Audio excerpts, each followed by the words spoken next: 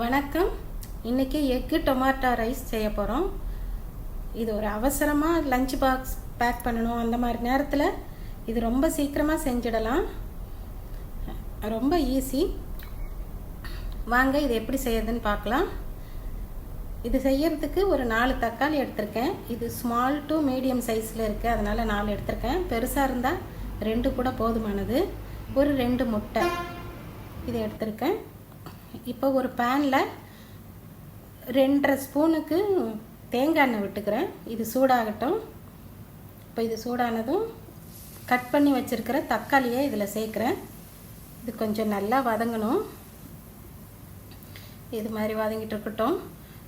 இப்போ இதுக்கு இந்த டிஷ்ஷுக்கு தேவையான உப்பை இதில் சேர்த்துடுறேன்.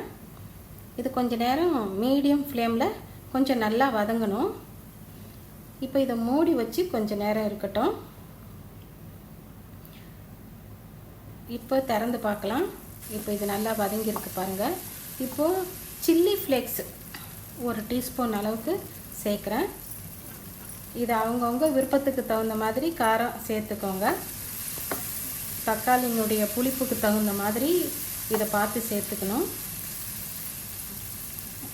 இதை கொஞ்சம் நல்லா வதக்கிக்கணும். இப்போ இந்த முட்டையை உடைச்சி நல்லா கலக்கிட்டு இதில் சேர்த்துக்கணும். இதுமாரி சேர்த்து இது கலந்து விட வேண்டியது தான். இப்போ நல்லா எல்லாம் சேர்ந்து வந்துருச்சு. இப்போ இது ரெடி ஆகிடுது. இந்த பேஸ் இது.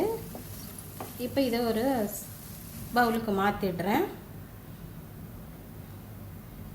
இப்போது இதுலேருந்து தேவையான அளவுக்கு நம்ம எடுத்து ரைஸில் போட்டு கலந்துக்க வேண்டியது தான் டொமாட்டோ ரைஸ். ரொம்ப சீக்கிரம் தயாராகிடுச்சு பாருங்கள். சாப்பிட்றதுக்கு நல்லா டேஸ்ட்டாக இருக்கும். இதே மாதிரி நீங்களும் ட்ரை பண்ணி பாருங்கள். கமெண்ட் பண்ணுங்கள். இந்த வீடியோ உங்களுக்கு பிடிச்சிருந்தா லைக் பண்ணுங்கள், ஷேர் பண்ணுங்கள், சப்ஸ்கிரைப் பண்ணுங்கள். நன்றி, வணக்கம்.